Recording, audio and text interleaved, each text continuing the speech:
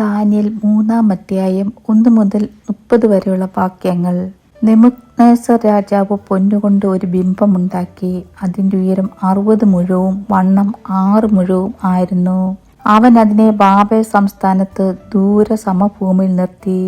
Nebuchadnezzar രാജാവ് പ്രധാന ദേശാധിപന്മാരും സ്ഥാനാപതിമാരും ദേശാധിപന്മാരും ന്യായാധിപന്മാരും ഭണ്ഡാര വിചാരകന്മാരും മന്ത്രിമാരും നഗരാധിപന്മാരും സകല സംസ്ഥാന പാലകന്മാരും നെബൂഖദ്നേസർ രാജാവ് നിർത്തിയ ബിംബത്തിന്റെ പ്രതിഷ്ഠയ്ക്ക് വന്നുകൂടുവാൻ ആളയച്ചു. അങ്ങനെ പ്രധാന ദേശാധിപന്മാരും സ്ഥാനാപതിമാരും ദേശാധിപന്മാരും ന്യായാധിപന്മാരും ഭണ്ഡാര വിചാരകന്മാരും മന്ത്രിമാരും നഗരാധിപന്മാരും സകല സംസ്ഥാന പാലകന്മാരും നെബൂഖദ്നേസർ രാജാവ് നിർത്തിയ ബിംബത്തിന്റെ പ്രതിഷ്ഠയ്ക്ക് വന്നുകൂടി. നെബൂഖദ്നേസർ നിർത്തിയ ബിംബത്തിന്റെ മുമ്പാകെ നിന്നു. അപ്പോൾ ഘോഷകൻ ഉച്ചത്തിൽ വിളിച്ചു പറഞ്ഞത്, വംശങ്ങളും ജാതികളും ഭാഷക്കാരുമായുള്ളവരെ, നിങ്ങളോട് കൽപ്പിക്കുന്നത് എന്തെന്നാൽ, കാഹളം, കുഴൽ, തമ്പുരു, കിന്നരം, വീണ, നാഗസ്വരം മുതലായ സകലവിധ വാദ്യനാദവും കേൾക്കുമ്പോൾ നിങ്ങൾ വീണ് നെബൂഖദ്നേസർ രാജാവ് നിർത്തിയിരിക്കുന്ന സ്വർണ്ണ ബിംബത്തെ നമസ്കരിക്കണം. ആരെങ്കിലും വീണ് നമസ്കരിക്കാതെ ഇരുന്നാൽ അവനെ ആ നാഴിക തന്നെ എരിയുന്ന തീച്ചൂളയിൽ ഇട്ടുകളയും. അതുകൊണ്ട് സകല വംശങ്ങളും കാഹളം, കുഴൽ, തമ്പുരു, കിന്നരം, വീണ മുതലായ സകലവിധ വാദ്യനാദവും കേട്ടപ്പോൾ സകല വംശങ്ങളും ജാതികളും ഭാഷക്കാരും വീണ് നെബൂഖദ്നേസർ രാജാവ് നിർത്തിയ സ്വർണ്ണ ബിംബത്തെ നമസ്കരിച്ചു. എന്നാൽ ആ സമയത്ത് ചില കൽദയർ അടുത്തു വന്ന് യഹൂദന്മാരെ കുറ്റം ചുമത്തി. അവർ നെബൂഖദ്നേസർ രാജാവിനെ ബോധിപ്പിച്ചത്, രാജാവ് ദീർഘായുസ്സോടിരിക്കട്ടെ. രാജാവെ, കാഹളം, കുഴൽ, തമ്പുരു, കിന്നരം, വീണ, നാഗസ്വരം മുതലായ സകലവിധ വാദ്യനാദവും കേൾക്കുന്ന ഏവനും വീണു സ്വർണ്ണ ബിംബത്തെ നമസ്കരിക്കണമെന്നും ആരെങ്കിലും വീണു നമസ്കരിക്കാതിരുന്നാൽ അവനെ എരിയുന്ന തീച്ചുളയിൽ ഇട്ടുകളയുമെന്നും ഒരു തീർപ്പ് കൽപ്പിച്ചുവല്ലോ. ബാബേൽ സംസ്ഥാനത്തിന്റെ കാരാദികൾക്ക് മേൽവിചാരകന്മാരായി നിയമിച്ച ശദ്രേക്ക്, മേശക്, അബേദ്നെഗോ എന്ന ചില യഹൂദന്മാരുണ്ടല്ലോ. ഈ പുരുഷന്മാർ രാജാവിനെ കൂട്ടാക്കിയില്ല. അവർ തിരുമനസ്സിലെ ദേവന്മാരെ സേവിക്കുകയോ തിരുമനസ്സുകൊണ്ട് നിർത്തിയ സ്വർണ്ണ ബിംബത്തെ നമസ്കരിക്കുകയോ ചെയ്യുന്നില്ല. അപ്പോൾ നെബൂഖദ്നേസർ ഉഗ്രകോപവും ക്രോധവും പൂണ്ട് ശദ്രക്കിനെയും മേശക്കിനെയും അബേദ്നെഗോവിനെയും കൊണ്ടുവരുവാൻ കൽപ്പിച്ചു. അവൻ പുരുഷന്മാരെ രാജസന്നിധിയിൽ കൊണ്ടുവന്നു.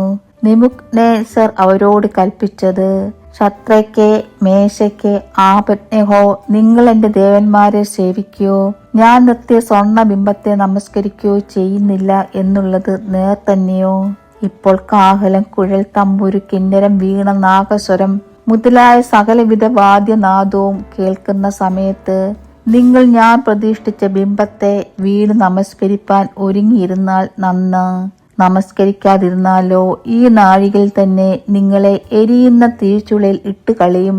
നിങ്ങളെ എന്റെ കയ്യിൽ നിന്ന് വിടുവിക്കാവുന്ന ദേവൻ ആർ? ശദ്രക്കും മേശയ്ക്കും അബേദ്നെഗോവും രാജാവിനോട്, നെബൂഖദ്നേസരെ, ഈ കാര്യത്തിൽ ഉത്തരം പറവാൻ ആവശ്യമില്ല. ഞങ്ങൾ സേവിക്കുന്ന ദൈവത്തിന് ഞങ്ങളെ വിടിയിപ്പാൻ കഴിയുമെങ്കിൽ അവൻ ഞങ്ങളെ എരിയുന്ന തീച്ചൂളയിൽ നിന്നും രാജാവിന്റെ കയ്യിൽ നിന്നും വിടുവിക്കും. അല്ലെങ്കിലും ഞങ്ങൾ രാജാവിന്റെ ദേവന്മാരെ സേവിക്കയില്ല. രാജാവ് നിർത്തിയ സ്വർണ്ണ ബിംബത്തെ നമസ്കരിക്കുകയുമില്ല എന്ന് അറിഞ്ഞാലും എന്നുത്തരം പറഞ്ഞു. അപ്പോൾ നെബൂഖദ്നേസറിന് കോപം മുഴുത്ത് ശദ്രക്കിന്റെയും മേശക്കിന്റെയും അബേദ്നെഗോവിന്റെയും നേരെ മുഖഭാവം മാറി. ചൂള പതിവായി ചൂട് പിടിപ്പിച്ചതിൽ 7 മടങ്ങ് ചൂട് പിടിപ്പിപ്പാൻ അവൻ കൽപ്പിച്ചു. അവൻ തന്റെ സൈന്യത്തിലെ മഹാബലവാന്മാരായ ചില പുരുഷന്മാരോട് ശദ്രക്കിനെയും മേശക്കിനെയും അബേദ്നെഗോവിനെയും ബന്ധിച്ച് എരിയുന്ന തീച്ചൂളയിൽ ഇട്ടുകളവാൻ കൽപ്പിച്ചു. അങ്ങനെ അവർ ആ പുരുഷന്മാരെ അവരുടെ കാഴ്ചട്ട, കുപ്പായം, മേലാട മുതലായ വസ്ത്രങ്ങളോടുകൂടെ ബന്ധിച്ച് എരിയുന്ന തീച്ചുളയിൽ ഇട്ടുകളഞ്ഞു. രാജകൽപ്പന കർശനമായിരിക്കൊണ്ടും ചൂള അത്യന്തം ചൂടായിരിക്കൊണ്ടും ശദ്രക്കിനെയും മേശക്കിനെയും അബേദ്നെഗോയെയും എടുത്തുകൊണ്ടുപോയ പുരുഷന്മാരെ അഗ്നിജ്വാല ദഹിപ്പിച്ചു കളഞ്ഞു. ശദ്രക്, മേശക്, അബേദ്നെഗോ എന്നീ 3 പുരുഷന്മാരോ ബന്ധിക്കപ്പെട്ടവരായി എരിയുന്ന തീച്ചൂളയിൽ വീണു.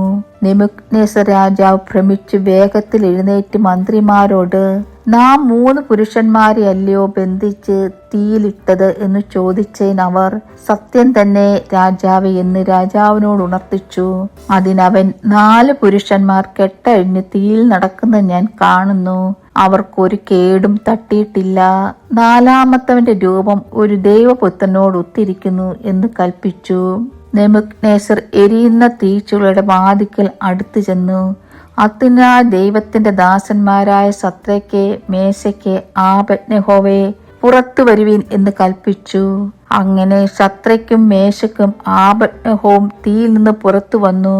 പ്രധാന ദേശാധിപതിമാരും സ്ഥാനാപതിമാരും ദേശാധിപതിമാരും രാജമന്ത്രിമാരും വന്നുകൂടി ആ പുരുഷന്മാരുടെ ദേഹത്തിന് തീ പിടിക്കാതെയും അവരുടെ തലമുടി കരിയാതെയും കാഴ്ചട്ടയ്ക്ക് കേടുപറ്റാതെയും അവർക്ക് തീയുടെ മണം പോലും തട്ടാതെയും ഇരുന്നത് കണ്ടു.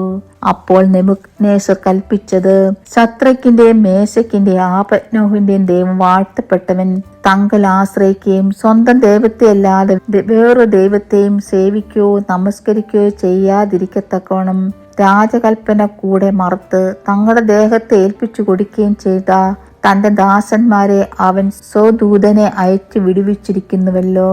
ഈ വിധത്തിൽ വിടുവിപ്പാൻ കഴിയുന്ന മറ്റൊരു ദൈവം ഇല്ലായകൊണ്ട് ഏത് ജാതിക്കാരിലും വംശക്കാരിലും ഭാഷക്കാരിലും ആരെങ്കിലും ശദ്രക്കിന്റെയും മേശക്കിന്റെയും ആബേദ്നെഗോവിന്റെയും ദൈവത്തിന് വിരോധമായി വല്ല തെറ്റും പറഞ്ഞാൽ അവനെ കഷ്ണം കഷ്ണമായി സകലിക്കുകയും അവന്റെ വീട് കുന്നാക്കുകയും ചെയ്യുമെന്ന് ഞാനൊരു വിധി കൽപ്പിക്കുന്നു.